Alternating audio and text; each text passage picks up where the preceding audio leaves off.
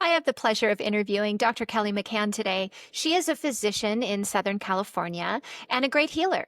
On the medical side, treats all sorts of different illnesses, anything from chronic illnesses, mystery illnesses, thyroid, gut issues, immune, adults, children, you name it all. But what's different about Dr. Kelly is that she has a master's in spiritual psychology. And this is what we're going to be talking about today is what is spiritual psychology and how does it play into symptoms? What she has found and what I'm so passionate about sharing is that our emotional state and our connection to our spirit, to ourselves, to who we were as a kid, to our true identity is what keeps us healthy.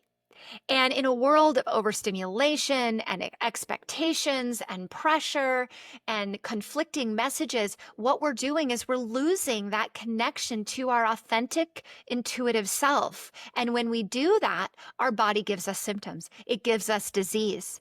And so you can do all the things, you can do the diet, you can do the supplements, you can do the medications, but she finds that until you truly go back and connect to your spiritual self, you will not truly heal your body. And we're going to talk about this. It is such an amazing conversation, definitely outside the box from the conventional model of medicine, which I love. And I hope you get incredible value and insight out of this interview. So let's do it. Introducing Dr. Kelly McCann. Well, hi, Dr. Kelly. Welcome. Hi, Dr. Tricia. Thank you so much for having me. Where are you checking in from there? Where are you located? I am in Southern California, Costa Mesa to be precise. It's Okay. between LA and San Diego in Orange Yes, my County. husband's from San Diego, so we spend as much time as we can there because you can't beat the weather. No, you can't beat the weather, except for maybe May and June. Oh, the gloom. The gloom, yeah. Yeah. They don't advertise the gloom until you get here, and then you realize, oh, it's really kind of blah here. But I yeah. know we went to Coronado one June. We stayed at the Hotel Del and we were all excited to lay at the beach. And every morning it was dark and gray and cold. And I have a picture of my dog, my little piggy.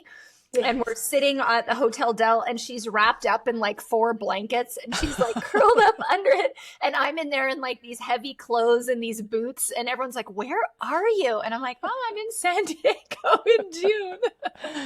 That's right. Oh, It's so pretty bad.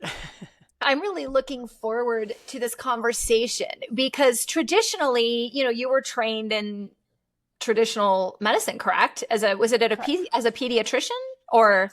I do both internal medicine and pediatrics. So I did a Yeah. combined residency. Yes, traditional conventional medicine. And then you went back and learned and got a master's in spiritual psychology, correct? I did, yes, after doing a bunch of functional, integrative medicine, all that. And then at the request of a boyfriend at the time, he said, I really think you should do this program.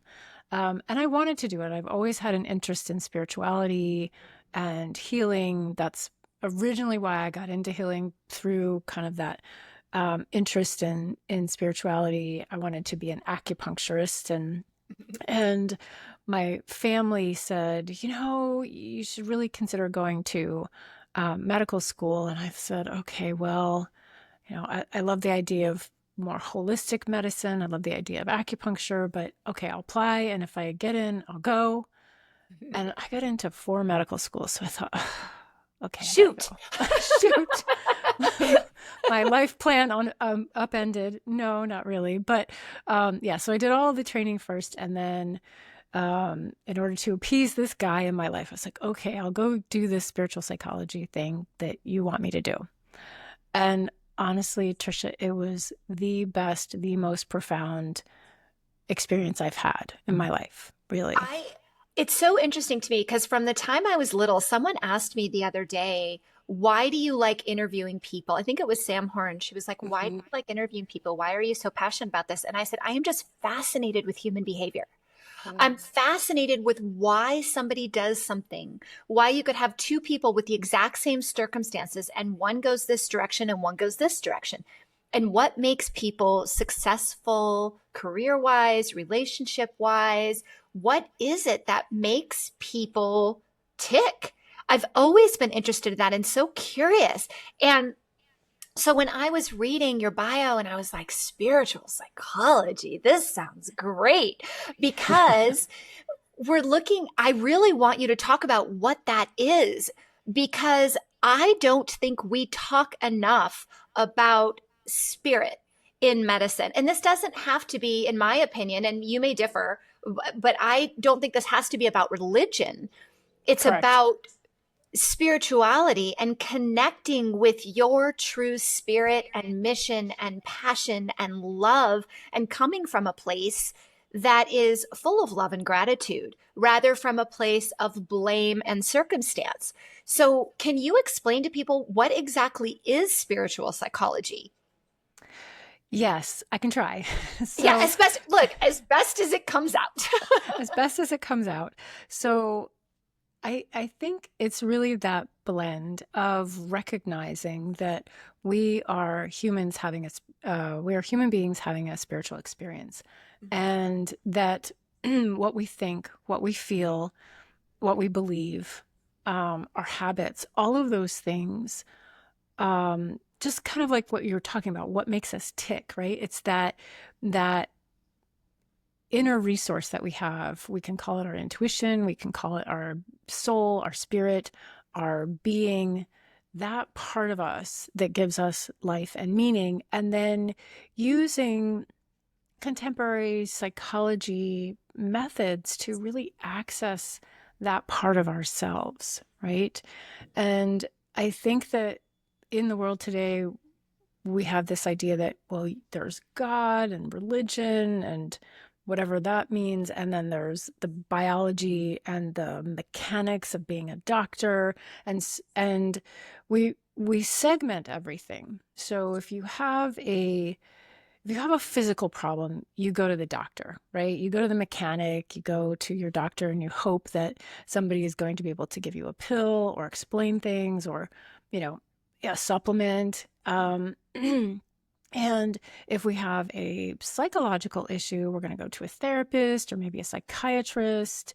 If it's mild, it's a therapist, and we think that it's our thoughts or our emotions. If it's more severe, we go to a psychiatrist and we get pharmaceuticals because it must be a chemical problem that the medications can fix, right? And then if it's a existential, spiritual, religious issue, you go to your priest, your rabbi, your minister, your, guru, whatever that is. Mm-hmm.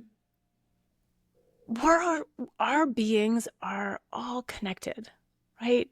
We can't separate our thoughts from our feelings, from our bodies. We try. Well, We try I very, think very we hard. do. I think we do separate them. That's the problem, right? Like, how Right. many people are disconnected from their emotions or how they feel or they misrepresent? I was gonna say, you're talking, I like what you were talking. I was like, oh my gosh. So this is like looking at the subconscious more so than the conscious, right? Because in our conscious mind, we think we feel, but do we? Are we really feeling the spirit? Does that make sense? What I'm asking, like Yes. I feel like we are disconnected from our emotions. We're replacing it with emotions of fear that are coming from our adrenal system and our fight or flight system and not truly from our heart. Right. Right. Yes, I completely agree. Yeah, so there's a disconnection, and each person experiences that disconnection at a different level. And I think that has to do in part with our how we were raised, how we were enculturated into the culture, how we were taught about what was okay and not okay.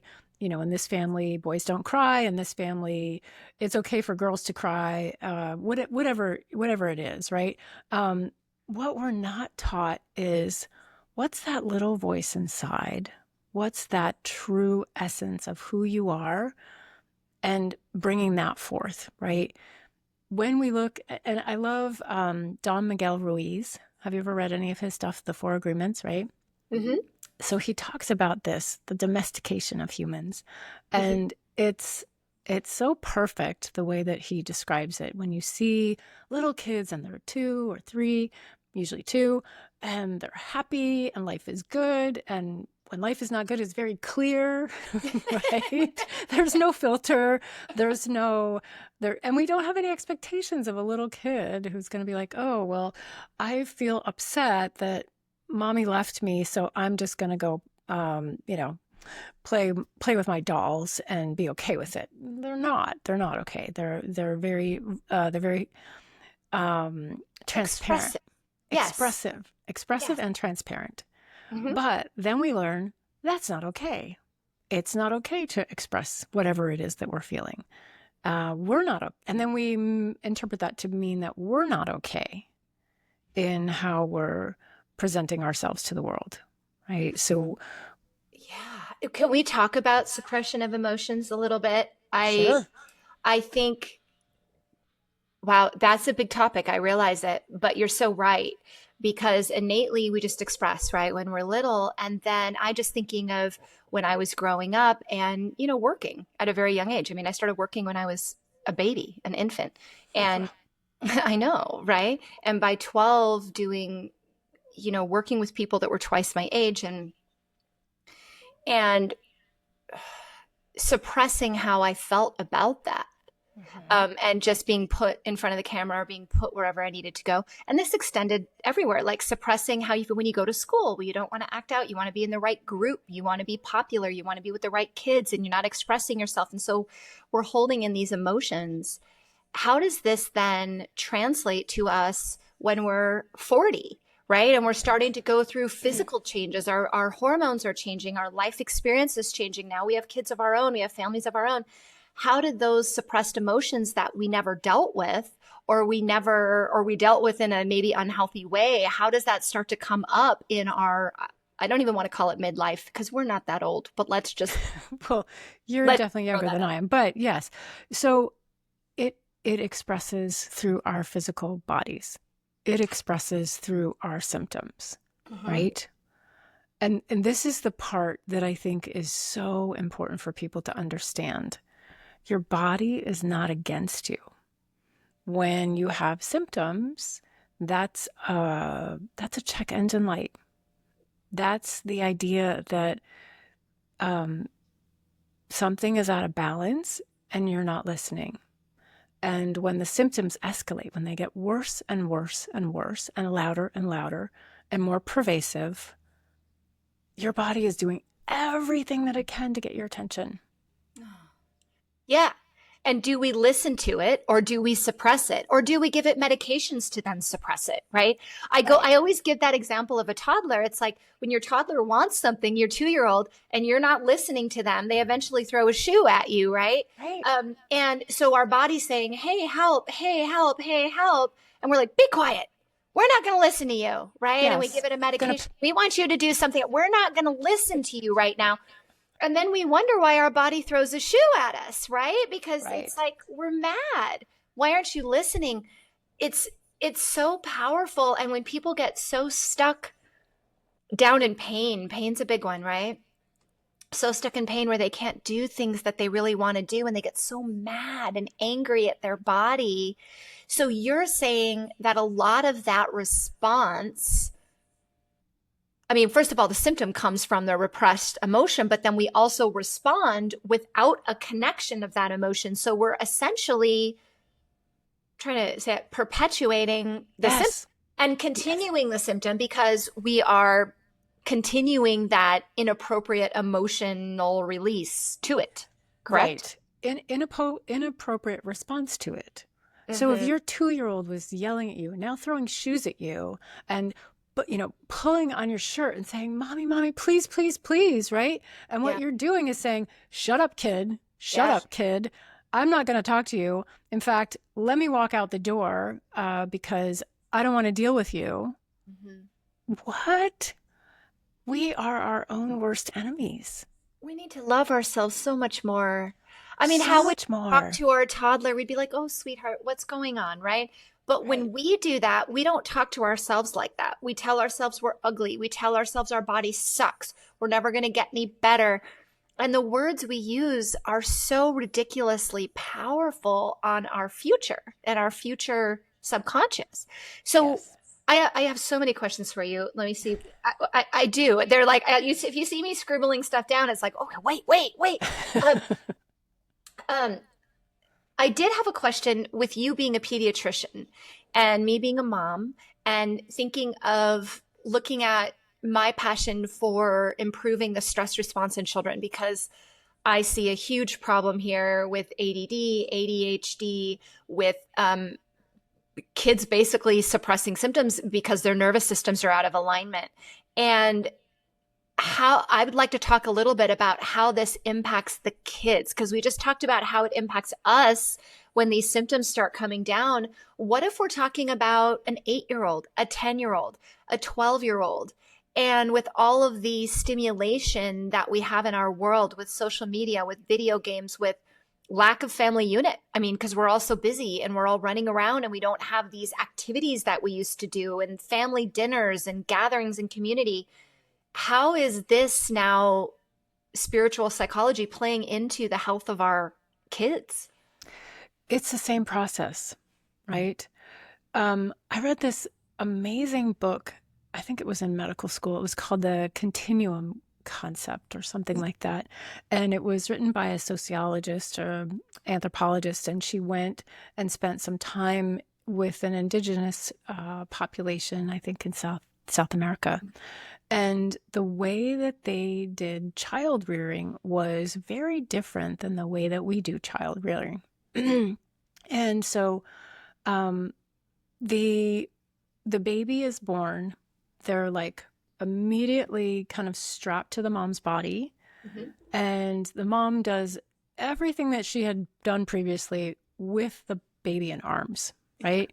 And then as that child grows, the way that the whole community perceives that little person is that they are fully capable of making wise decisions for themselves. They are fully capable of understanding their place, who they are, that they are a unique being, and they are treated as such. On top of that, when the child starts to get older and they feel comfortable, they will go out and explore, right? But mom is always there, mom is always safe. Yeah. And so they learn to explore the world with a sense of absolute safety and security. And we don't provide that so easily. No. And I think that, I mean, I actually decided when I read the book that I was either going to be able to do that or not have kids. And as it turned out, I didn't end up having children myself, because that made so much sense to me, that I think that the reason that our kids are not doing well in the world is because we aren't doing well in the world. And if we're not doing well in the world, how can we provide an environment where that little being feels safe from day one, right? What are we modeling for them? What are we showing Exactly. them safety? And if we don't feel safe or confident in our environment or create an environment of safety, how can they? Right. Or if we're not authentic, right? Yeah, If right. we're not expressing who we truly are on a regular basis because we don't know who that is. Now, I say it, we don't know who that is. We absolutely know who that is. We know who we are, right? That's that little voice inside that is quiet, calm, peaceful. That's that part of ourselves that really knows. And it's accessible all the time. We just often choose to discount it. And subconsciously choose to discount it. As an Yes. adult doctor, when your sympathetic system is in overdrive, you can't access who you are in a sympathetic state. True. You have to be in a parasympathetic state. You have to be calm. You have to be connected. You have to be able to logically unlogically just let things come to you. And we're in a sympathetic state and we're running from a bear and we're putting out fires and we're worrying about what everyone else thinks and we're trying to keep up with things and we have too many things to do. Too much, to your point, carrying a baby around on you, we're too busy to do it. We put them in their own space. We put them in front of a TV. We give them an iPad. I mean, I don't. Right. I want to be clear, but not judging, but just saying I get why people do that because they're so overwhelmed by life that they don't have time. And I actually took, it's funny when you were talking about carrying the baby around. I had my first child when I was in my, or I was pregnant during my junior year of med school. And Oh, wow. I know. It's a great timing, Tricia. So but he was born on literally like the 6-week break between semesters, which Good is timing. Dude, it was hilarious. So I went back, but we had classes and we had these ground rounds type things. And I used to bring him with me on me. Mhm. And Mhm. he actually sat through ground rounds. He sat through anatomy. He sat through path, and he was an infant, and he never made a peep, which was great. And he's honestly my calm, adjusted, smart, like vibrant. His energy is just incredible. Like as much as I want to worry about him going off and driving down the street, I really, truly, in my heart of hearts, don't. I know he's okay. I know he makes good choices. Right. I wasn't able to do the same, or I guess I should say I chose not to do the same with my second. I had opened my practice and I was seeing patients all day, and the energy is a little bit more chaotic in a medical practice because, the phone's ringing and you've got people walking down the hall and you've got other people in other rooms. And it's, even though it was a calming environment, it was a lot of movement.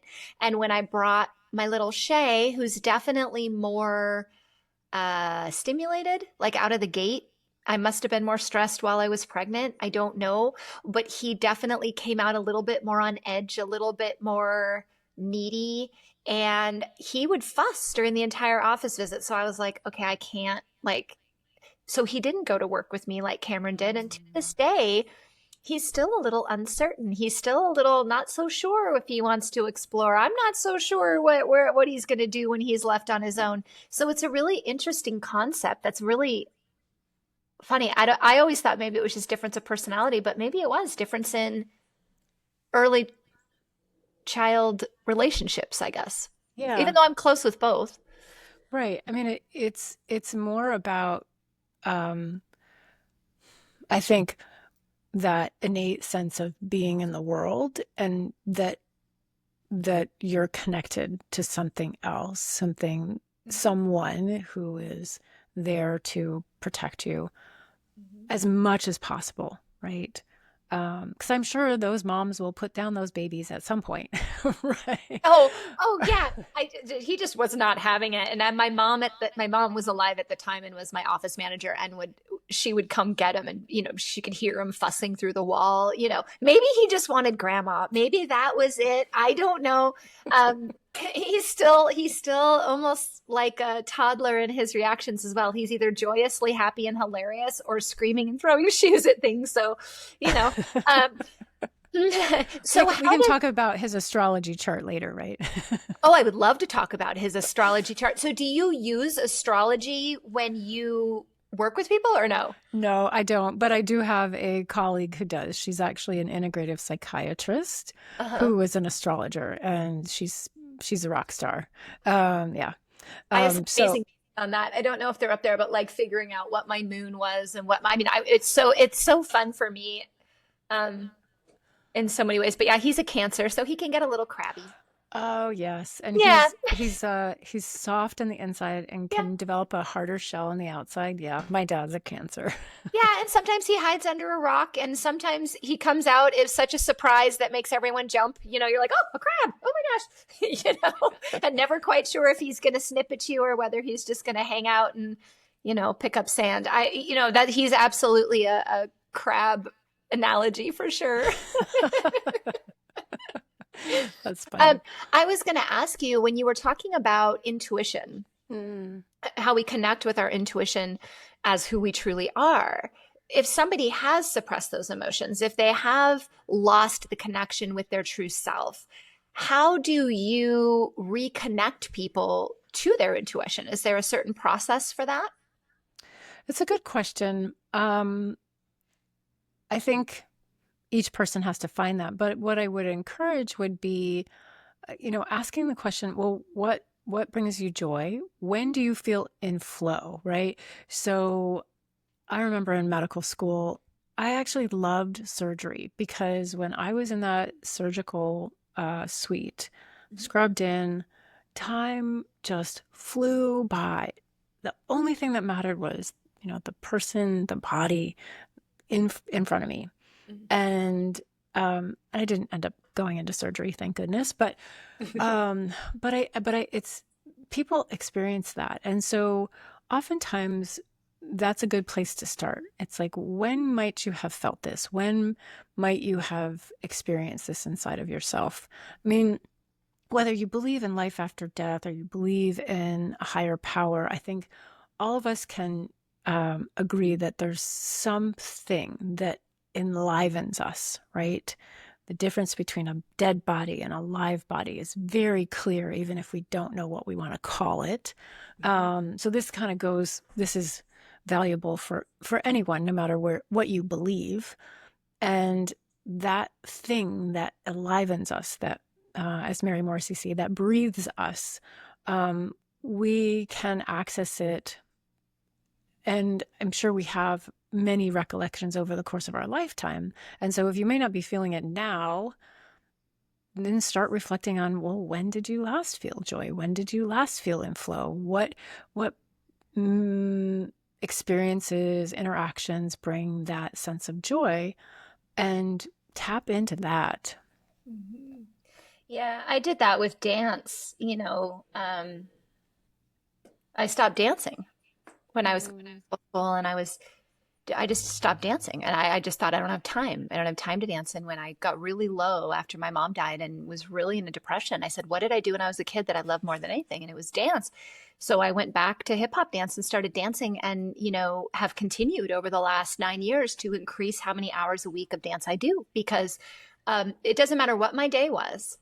I had a long day yesterday, and I went to dance class last night. When I got home, I don't remember yesterday. Like, I was just so happy to dance to Glorilla last night. I was all over it. So I think it's a really important thing, is when we talk about joy, what is it that used to bring you joy? And I find a lot of adults I ask that question to, they don't remember. And I think that advice to go back to childhood, to think, what did you used to do? I used to sit in my room with my Barbies and my dolls, and yeah, I played with them. But you know what I did more so is I would build houses for them. I would use books, my imagination, to build walls of bedrooms and living rooms, and I would find stuff for the couch and the lamp. Maybe I should have been an interior designer instead of a doctor. But even around my house now, my kids always say, oh, I know that you've been a bit bogged down this week because we came home and the living room's in a different arrangement, because it calms my mind to move the couch. I like moving the couch. I like changing the view of the room. I'm also a Gemini, so maybe it's one little person over here and one little person over here telling me what I want. But it's interesting, because when you really go back and you think about, what did you do when you had time as a kid? Did you go outside? Did you ride your bike? Did you dance? Did you play? Did you call your friends? What did you do? And to start with that is a great starting point. I wanted to ask you, do you feel like, obviously now you've learned to do this work, and it's probably a very different life for you now, but were you disconnected? Did you have times in your life before this that you were disconnected from your intuition and from yourself, which led you into really finding this to be a passion for you? I'm sure that I was, when I was thinking about some of the different stories that I could share with you, I was thinking more about kind of those times where I was confronted with inadequacies or challenges. So I remember I wanted to play soccer in my high school, and I went to a very small high school, and there was only soccer for boys. My options for girls was field hockey or nothing. And I didn't really want to play field hockey again. I was like, I had played soccer when I was a little kid. I loved soccer. And so I told the, athletic director at the time, I'm a junior in high school, I'm like, I'm going to go out for the boys soccer team. And he said, you can try out if you want to, but I really don't think you'll make it. Oh, thanks, pal. And I'm like, okay, dude, you golf with my dad on the regular, and you're gonna tell me no? Just watch this, Mhm. right? And it really wasn't a big deal for me to make it on the boys' soccer team because it's a small school in upstate New York. But there was a time where, I tapped into that spark, that part of me that was like, I want to do this. Um, and then later that year, actually, I fell in love for the first time. He was a couple years older than I was, and I was a singer too. And our voice teacher introduced us. My voice teacher was like my second mom, right? So I got to talk to her about boys and all sorts of things that I really couldn't talk to my own mother about. And she introduced us. He was 2 years older, Paul Benedetti. Oh, Paul, if you're listening. No. No, no. I'm I'm sure he's just kidding. happily married. Oh, Happily no, married no, no. somewhere I else. just meant, did you know you made such an impact? But anyway. Oh, well, and so when I remember we went to one party, he was from a different school. We went to one party and his ex-girlfriend was there, and I had a little too much to drink because I was so uncomfortable. I didn't know that many people. I was, 2 years younger than everybody. And I remember him driving me home and was just kind of like, okay, that was it, and I was so in love with this guy. This was my first real boyfriend. And so I just was like, you're it. He was in a rock band. He had this long, like black curly hair. I mean, this is the 80s, right? So this is like the height of hair metal bands. And there was my Italian hair metal guy. Oh, Uh, boy. oh my goodness. Yeah, broke my heart, shattered it into a million pieces. And I think I cried every day for a couple of months. I would come home from school and I would sob. And then my hair fell out. I developed alopecia areata. So I had these huge, I'm a junior in high school. I've got these huge spots on my head of no hair. It was so traumatic. And I felt so lost and so betrayed by life and love. And I think I locked up my heart and I threw away the key. I was like, no more. I'm not letting anybody that close again. And it took years and years and years of work and the University of Santa Monica to really heal that part of me that had put so much weight on somebody else. You know, and it's such a story that I'm sure so many people can relate to. I can think of times where I've shut my heart down for sure. And from the outside, they would say, "Oh gosh, it was just some silly guy in high school." But it's the emotion that you had at that moment, and that caused a trauma response, which impacted your health. Yet when we talk to anyone in the conventional medical model about how these emotions or these trapped traumas can come out in a diagnosis, they look at us like we have eight heads. I mean, you would have been given a steroid for your, And I your was, pageant, I did and steroid been treated. injection. Sorry, your hair's going to fall out for the rest of your life. You now have a diagnosis. That's it. Sorry about that. Not even asking, hey, is there a chance that maybe there's an emotional component to this? I mean, we know that cortisol causes hair loss. It's actually the number one reason why people lose hair. Yet that's not the first thing. It's like, well, here's your steroid, here's your treatment, here's your diagnosis. And what a powerful thing. Once you release and open up your heart again, I mean, your hair is beautiful. Oh, thank you. Right? Well, fortunately, the cortisol worked and it grew back. And so I didn't have to be Yeah. tortured for long periods of time. But yes, I completely agree with you. And Yeah. how much more powerful could that conversation have been had the doctor said, hey, Kelly, what's really going on with your life? Yeah. Um, And I think this is a conversation that's so important as people go to the doctor with chronic issues and they feel like they're not getting anywhere. It really comes down to being your own advocate, not allowing to be gaslit, by saying, well, it's just that diagnosis, deal with it. We don't have any more solutions, or go to the next person and the next person and the next person. And I know that's why we all go into this, right? We go into motivate people to be their own advocate, but the emotional component of it and losing that connection with yourself is a really huge part of healing. Yes. It probably, in my opinion, the most important part of healing, because people can only get so far with supplements and lifestyle. And I mean, I did everything right. I did everything right. Ate right, exercised, took the supplements, did the lab tests, followed the instructions, whatever. And it wasn't until I released my heart chakra, my throat chakra, it wasn't until I started to really hone in on, who am I? What am I good at? What is my identity? Who do I want to be in this world? Who am I in this world? Until I actually confronted that and then made changes, took action in my life to repel the things that weren't serving me and bring in the things that were serving me. Wasn't until then that I truly saw symptom relief. Exactly. So That's exactly my point. Yeah. Yeah, what you do is so incredibly important, and the future of medicine, in my opinion. Me too.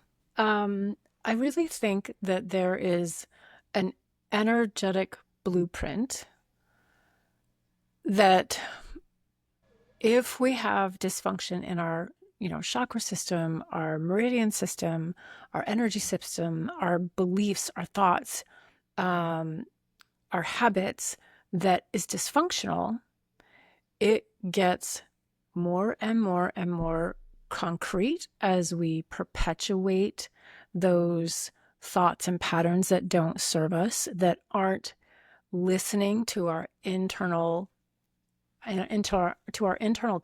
compass, right? And that's when the symptoms show up. Mm-hmm. What's thyroid disease? Well, let's talk about the thyroid. Where is it located? Fifth chakra. What is that in charge of? Our, self-expression. What is it between our head and our hearts, right? So if we're disconnected between our head and our hearts, and we're not speaking our truth, of course we're going to have thyroid issues if that's a pattern that persists over time.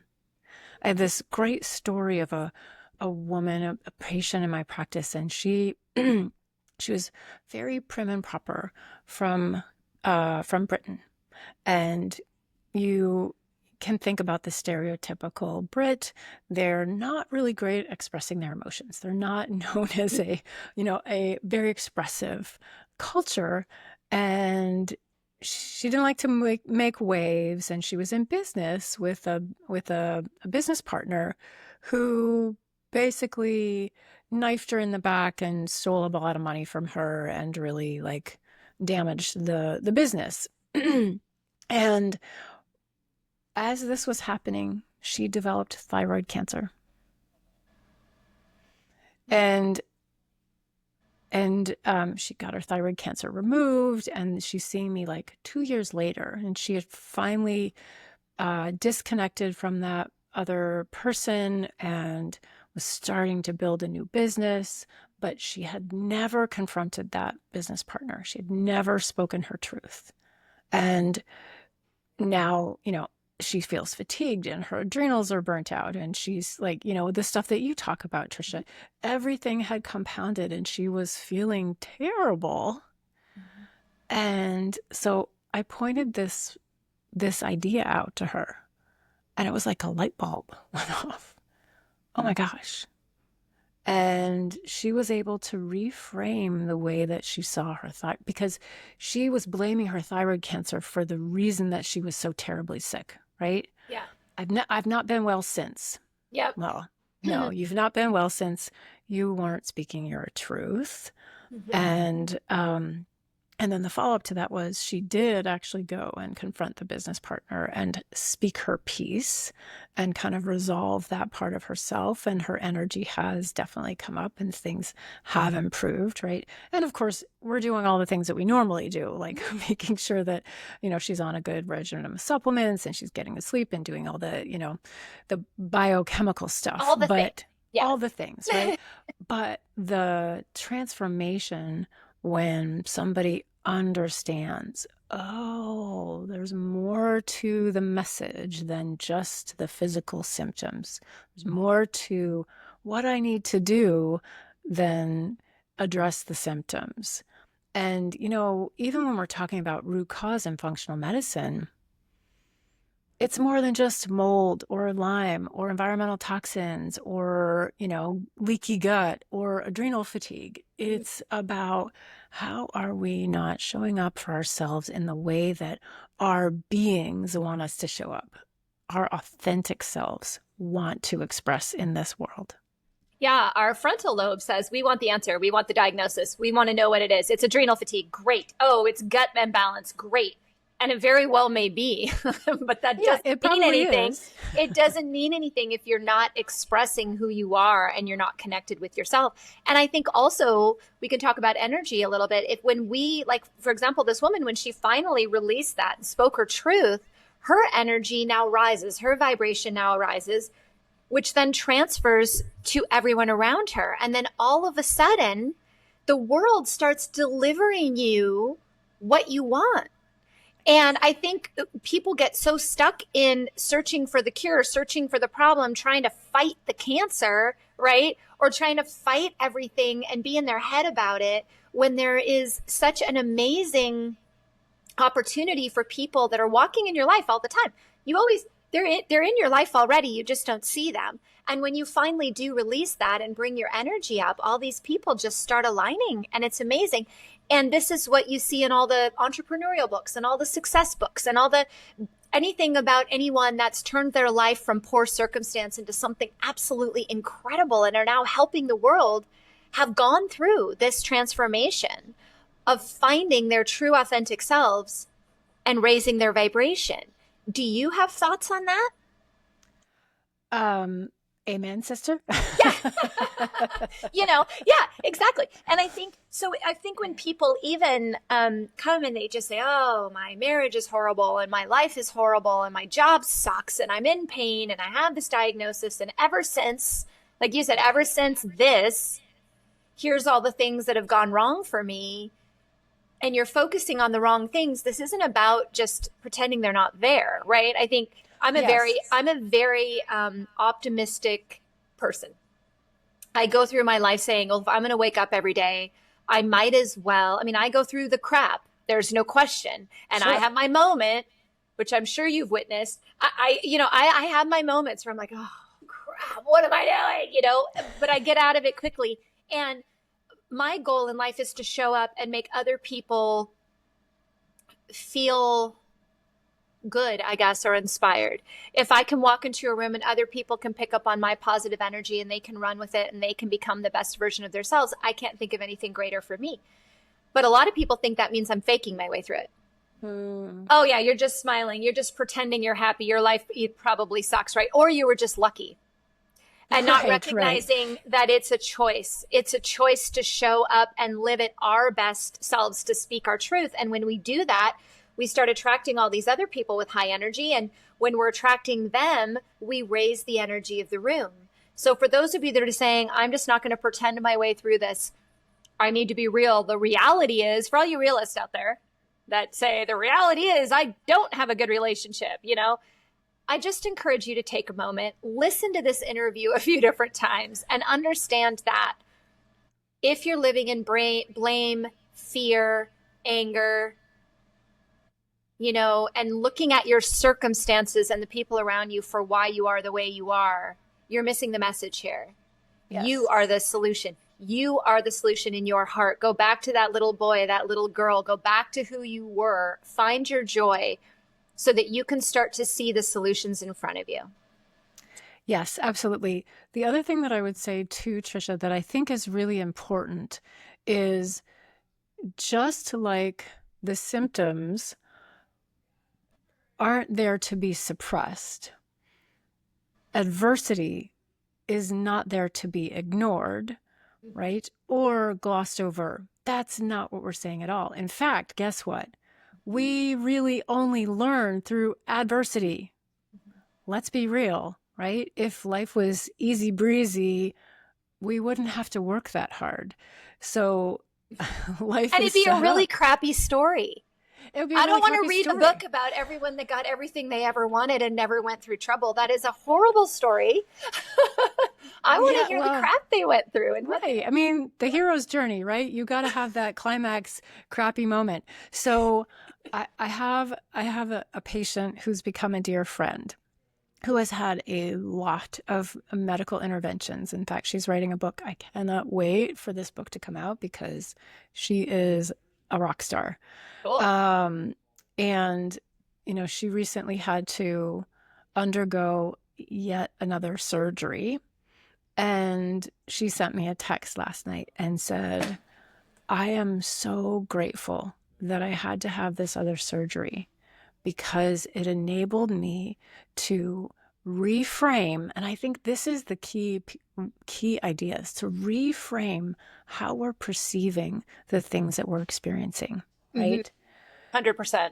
So, she was grateful for her surgery that had to reconstruct part of her spine because it enabled her to learn so many more lessons about herself and progress on her spiritual path of really, really getting to that place of radical self-love, right? This is what it's all about, is loving ourselves so deeply and profoundly that we're not going to let anyone, any life, any circumstance, anything stand in the way of who we're meant to be on the planet.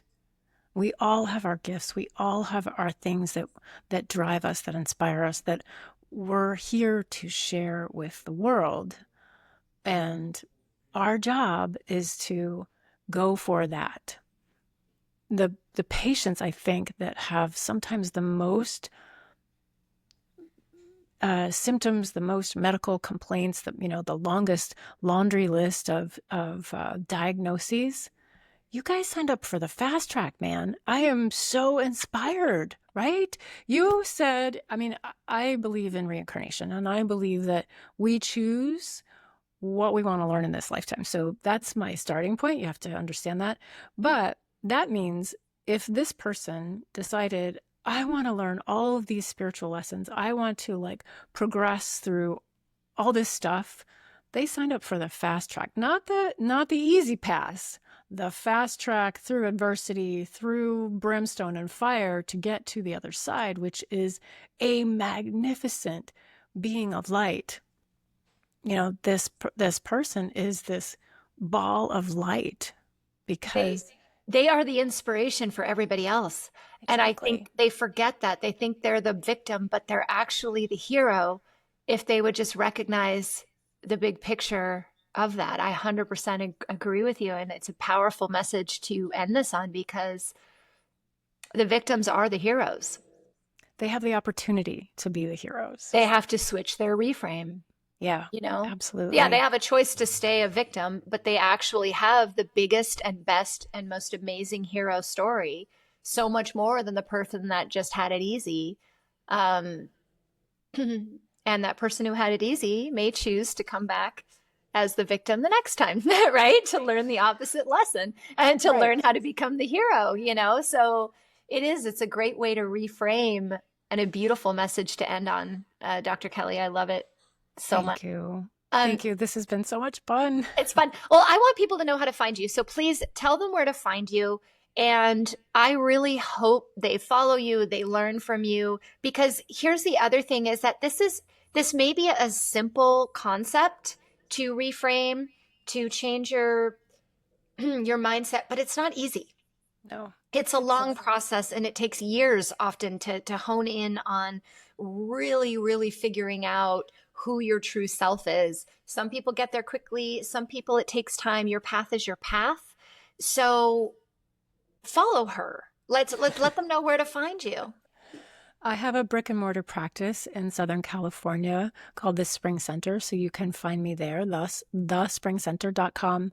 I also am on Instagram and social media at Dr. Kelly McCann. I have a I'm actually working on a course, a program right now, and working on a book. And the book will be inspirational stories from my patients, including some of the ones that I've mentioned, that are very, very inspirational. But the program I'm hoping to launch that sometime in June, so stay tuned. Oh, that's so much fun. I'm so excited. I will definitely be watching.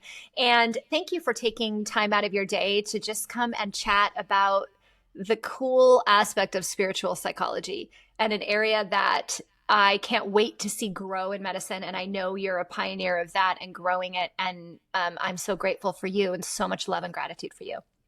Thank you so much, Tricia. This has been so much fun. I really appreciate you and you getting the message out. Absolutely.